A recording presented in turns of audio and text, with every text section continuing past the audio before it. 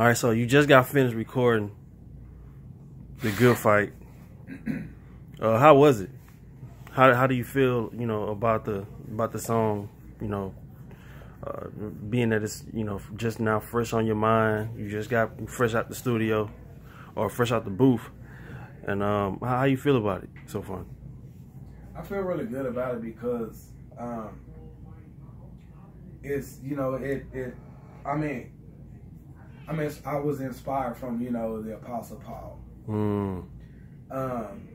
You know, obviously when, I guess, you know, God was about to call him home, you know, he said something about, like, you know, I fought the good fight and, you know, I kept the faith, you know. And when I first wrote that song, I think it was like end of last year, I'm like, you know, when I die, right before I die, I want to be able to say, I kept the faith, you know what I mean? Like, I fought the good fight, you know what I mean? Like, and God can put a stamp on that, you know what I mean? Like, I mean, just, and like I said, it's nothing to me. Like, I don't know what the future holds, what, you know, entirely what his plans is or are, but whatever comes my way, I want to be like, you know, I fought the good fight, and you know, like ask my man's right here, you know what I mean, like, Christ, and be like, I mean, do it all. So that's pretty much what that song is about. It's pretty much what it's about. That's where it was inspired from, the Apostle Paul, because I mean, it get hard sometimes, you know what I mean? I mean, I'm serious, man. It be hard sometimes, like, you know, like tussling with these battles and you know, trying to stay positive and stay motivated, trying to stay connected, you know, when life hits, and all you can do is just focus on life and not focus on Christ anymore or whatever. Like, you know, like it's hard, but it's like, just think about what a fight is. You know what I mean? Like, this is blood. This is tears. You know what I mean? Like, I mean, this is strenuous at times. You know what I mean? Like, and consider we living in the flesh. Like, we living in the flesh, and you know, it's a spiritual battle. Like, I mean, it's war. You know what I mean? Like, how do you fight a spiritual battle? I think it's impossible. You know what I mean? Like, well, obviously it's impossible, but I mean, it's impossible, you know. And how do you fight spiritually? You know what I mean? If we're living in the flesh, you know what I mean? How do you learn to fight spiritually? You know, I mean, so, and you know, we look at our enemies, we look at people and get mad at them, and you know, wanna rage at them, wanna whatever at the people, but we're all led by a spirit. You know what I mean? Like, it's just what it is. We're all led by a spirit. So we have to look past that person. We, including myself when I say we have to look past that person and realize and understand, like, that person is being operated by something greater than, you know what I mean? Like, something that's in the outer world, the world of darkness, you know what I mean? Like, I mean, they being like forced by like another spirit that's like not of God, like, especially when it come down to hate and all this other stuff. So how do you fight that? If we living in the flesh, how do you fight a spiritual battle? I mean, obviously it's only one way, but just because you just because you spiritually fight that spiritual fight or battle or war, like, it guarantees that you will win. Like, that's just what it is. If you continue to, you know, use the weapons that, you know, the power that dwells within us, then yeah, you guarantee to win a fight. But it's gonna be a hard one, you know what I mean? And some of those times, like, I mean, you just have to make up your mind and just know in your heart, I'm gonna defeat this one. And it's like, you know, take it to the man, and sometimes he fight the battle for us. You know what I mean? Like, but I mean, it's the good fight. You know what I mean? Like, it's standing there, even when you getting kicked on the ground. You know what I mean? It's standing there when people is dragging your name through the mud. Like, it's standing there, like, you know what I mean, not giving up. You know, when you tired and exhausted and sweating, hurt, frustrated. Like, I mean, it's hard, but it's the good fight in the end, because it's like I went through all this for Christ's sake. He did it for me first. I did it all for Christ's sake, all for God's glory. And in His eyes, I succeeded. The good fight. That's what we in it for. So when I look back, I want to be like, hey, I fought a good fight. And 2 final questions. You got a grill. So now, although, can you take those out? Can you take them out? They had to be removed. So you got them. So you went to the dentist to go get them. Well, I bought it elsewhere, but I went to the dentist to get them. Well, what was that like? It was very numb. Like, it was painful, of course. Like, you know, but it was. I mean, it was just. It's like the whole rap thing back in the day. You know, 7 and everything. Like, it was on and popping when it about the joint. You know what I mean? Like, on stage and all. I mean, like, it was just what it was. So I decided. That's what I decided to do.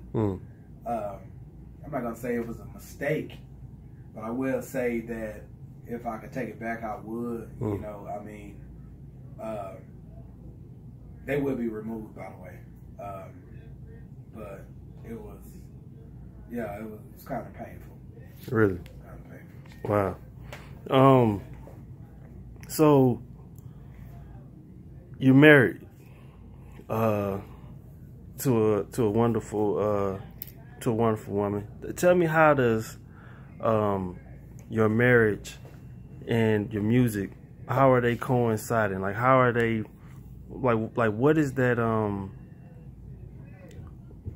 what is those 2 relationships like, doing the both of those? You know what I mean? You know, being married and being in music at the same time. Like, how is that? How is it? You know, marriage, you're gonna go through it, on and off, right? So it's like I could be troubled by something else. Or something bothering me, and you know, and if we have a disagreement that I don't feel like I've handled well, or I don't handle well, or I could, you know, basically went about it differently and avoided a lot of the backlash, it's like I reflect on those, right? So I reflect on how I assess the entire argument or disagreement or whatever, and see where did it go wrong? Like, how could I went about it different? Jack, you the man. My dude Jack, he actually told me that years ago or whatever. So that's what I try to do. Assess, the whole picture and see where things went bad, see how it could have been avoided, what I did wrong or whatever, and seek to change that. Now, with that, it's like I have to take it to the man because only he can fix me, right? So that's part of my journey. That's like part of my testimony, and a lot of times, like whatever, well, I'm not going to say a lot of times, some other times, it may be something bothering me that's going on in my marriage, or, I mean, even if it's small, but it triggers something else.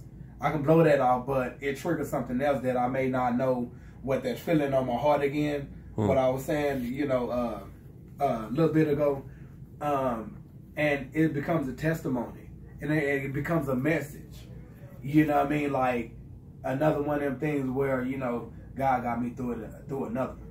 You know what I mean? I went through it. So So it's a message that comes from that onto the track, where it's like, you know, don't look at me, look at Christ. He got you through it. I mean, he got me through it. He can get you through it too. So, and in addition to that, on the flip side of that coincide with each other, it's time, right? So, obviously Monday through Friday, I can't do it. You know, Saturday, considering we don't really spend much time as we would like through the week. Like Saturdays and Sundays is times that we have. Sundays, I can't. I mean, that's family time. You know, that's home. That's like not too much of nothing, which it's supposed to be anyway, according to Scripture. With some exceptions, you know, like one of the guys came to Jesus about like your disciples hid on this day or whatever, something how it went or whatever, and he like, well, don't you do this to basically to your herd, your sheep or whatever on a Sabbath, like, you know, you hypocrites. So Sunday is like, you know, like, I mean, try not to do too much of nothing, and Saturday is like, I mean, them pretty much the only times we have. So, you know, I try to come here and, you know, do this and, you know, get home, spend time, you know, and everything, and sometimes it conflicts because, you know, like, this is what we have planned, right? Or this is what we say we're going to do or not going to do for the day. We just going to be at home and spend it together, and, you know, I have to do the Lord's work, you know. So I can say, well, I'm gonna come up here for like an hour or whatever, but if he take the show how he's gonna take the show and it takes longer, you know, I mean, it could be a disagreement. You know what I mean? And because I put a time on it, me not knowing it's probably gonna take longer. So, you know, if you tell your woman, hey man, I'm gonna go about an hour or two or whatever, and you go on 3 or 4 hours, you know, it's not like I'm out kicking it or anything, but you know, like you gone 3 or 4 hours or whatever, and then she gonna like, what happened to like that hour or two or whatever, like. So that's kind of like, it's kind of like one of them type of deals where they kind of like clash or whatever. But it's like, I mean, the only thing I can do is just, man, I mean, I apologize. You got to understand too, though. Like, you know, I mean, I'm not doing this for myself. Although she may look at it like, you know, it's what it is. And even if I was, like, this is my passion. Like, this is what I love. So, you know, but anyway, no. So, you know, for the most part, she's very understanding or whatever. I usually, you know,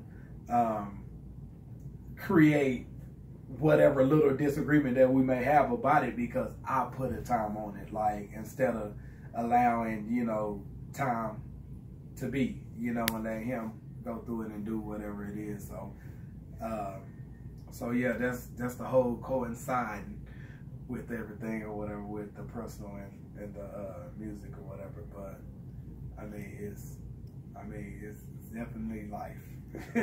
You know what I mean? It's definitely life. You know, and that's another thing, like with God, like, you can plan whatever in life.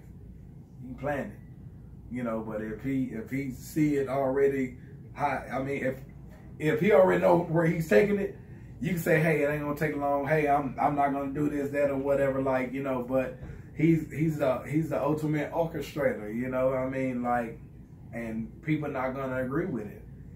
You know, I mean, just like the whole letting go to friends or whatever may look like, where you may think that, you know, you better than us or whatever. Like, no, not at all. You know, I mean, he have a plan for me. Like, this is his vision, you know what I mean? So I'm trying to stay aligned with that. You may not disagree with, I mean, you may disagree with it, but it's out of my control. I chose Christ. I'm going to always choose Christ first. Whether you disagree like it or not, I apologize, but I mean, hey, take it to him. That's out of my hands. So, yeah. Closing remarks. man, I don't know. No, always look up. Like I said before, life is going to happen. Look up. Like, storms, they're going to come. You may be in a storm now, but be positive.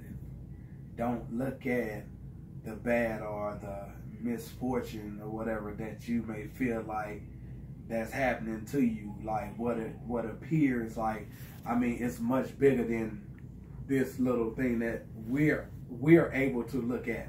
You got all this, and this is all God. Keep looking up. Keep looking up. Fight the good fight. Stand strong, stand bold. See Christ first. Like, I mean, I don't have it all figured out, and you know, I have my moments, but see God first. See Christ. Guaranteed.